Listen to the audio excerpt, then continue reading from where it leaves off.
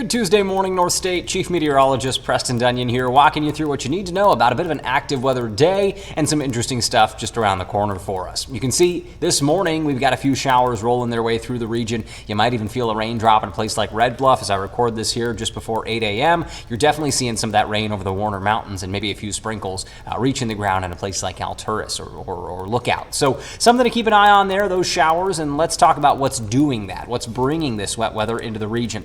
Really what we're seeing here is this monsoonal moisture, right? We're seeing this come up from the Gulf of California and wrap around a ridge of high pressure centered a little further off to the east. So that's what's driving a lot of this, but you also have some moisture coming in west of I-5 related to this right here. And you can see that kind of comma shape a little bit, right? There is some structure to it. These are the remnants of that tropical storm Elida that we talked about a little bit earlier. This is rolling its way up the west coast. It is no longer a tropical storm. Keep that in mind.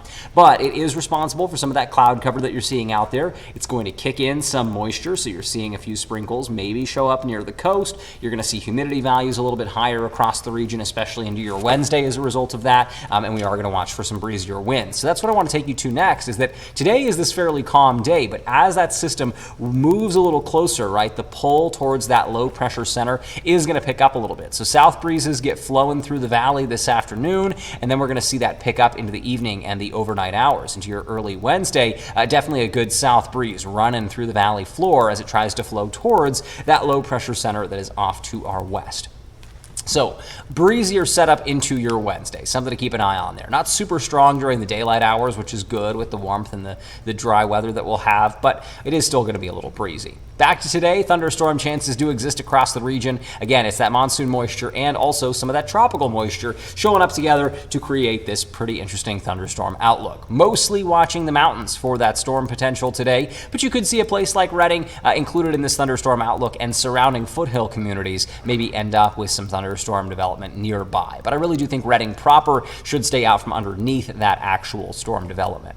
Here's what that looks like on precision cast, right? We head through the day today. We've got those showers showing up over Modoc and Lassen counties. It wants to paint a few showers down into the valley like we saw on Monday morning. And really what most likely will happen here is maybe you feel a raindrop or two and you go, is it going to rain? And then it doesn't happen anymore. It stops right at that point, right? We don't have a ton of moisture to work with. So we'll head through that stretch and see that as kind of the general setup there. We watch through into your afternoon hours, and that's when we're starting to see thunderstorm development really pop up a little bit more over the higher terrain, and that continues to move north into the afternoon and evening.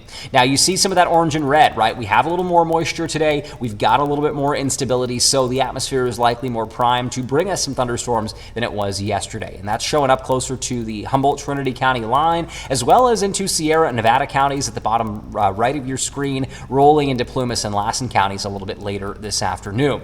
Now, hopefully we can get some of that rain down to the ground, right? We do have a little bit more moisture to work with, but still a dry air profile down near the surface. What we talk about here when we look at atmospheric soundings, or kind of a chart of what's going on vertically in the atmosphere, these type of setups like we have here in the summer is called an inverted V, because we've got lots of moisture, right? Our dew point and our temperature are together, and then down near the surface they start to split off, and it's dry, and we've got warmer air, right? Warm air, but dry air down near the ground. And this classic setup here is where we end up with virga, right? Those kind of tendrils coming down from the clouds, but that rain isn't actually reaching the surface. So you'll see that. That's very pretty. But something that's less pretty are the impacts of these drier thunderstorms, right? We were concerned about new fire starts with any lightning out there today. We're also watching for gusty winds in the vicinity of new or existing fires as a result of those thunderstorms, right? Because that air is going to come down, and the evaporation process of that rain is a cooling process. So that cold air is dense, it's heavy, it sinks down to the ground, and it hits the ground and spreads out.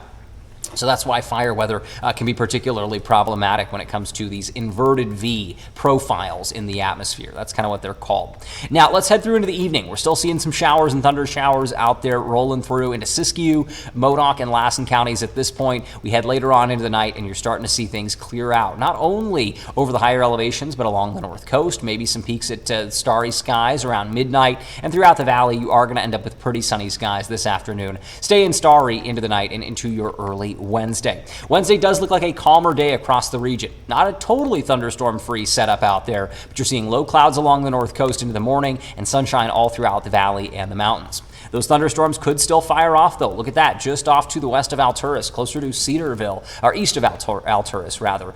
Cedarville, a place where maybe you're seeing some of that. Fort Bidwell, maybe even Alturas proper, right kind of in the mix for that thunderstorm potential. So we're watching for that as we head through into tomorrow, but it is a much less widespread thunderstorm day than today. Taking a look at rain estimates out there, we don't have a whole lot to talk about today, right? Things show up maybe a little bit aggressive there in Susanville. I think that's a much higher number than you should expect, but we may see thunder cells bring some heavier rain to the Sierra Crest and eastward into the afternoon and evening tonight.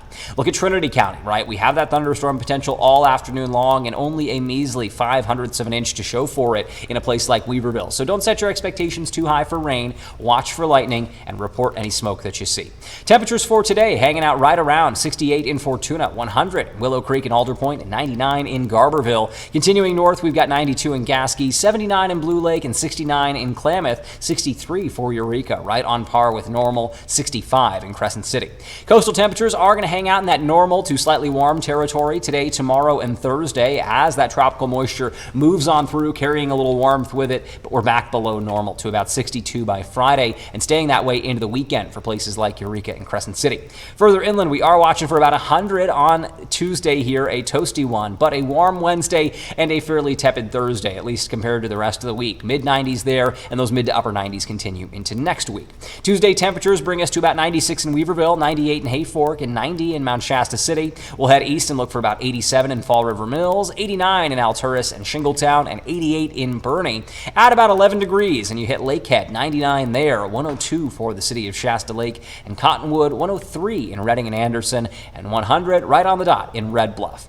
99 in Chico and Corning today, 96 in Oroville and Orland, and 94 in Willows. And Chico, look for those temperatures to come down a little bit tomorrow and even a little further on Thursday, but still the story is mostly those upper 90s with lots of sunshine, especially Thursday onward into next week. And maybe some hints at warming up, right? 101 showing up on the end of the screen there, something to keep an eye on. And Redding, we're kind of bookending your 10-day forecast with 103 today and maybe again towards the end of next week, a little bit warmer. But for the most part, we're spending the rest of the next 7 days in that territory right around 100 with a slightly cooler day on Thursday. And everything's cooler than normal as long as it's below 101, which is tomorrow, the next day, and the next day. So hopefully you can enjoy today's warmth and stay cool out there. I'll see you again for another forecast tomorrow.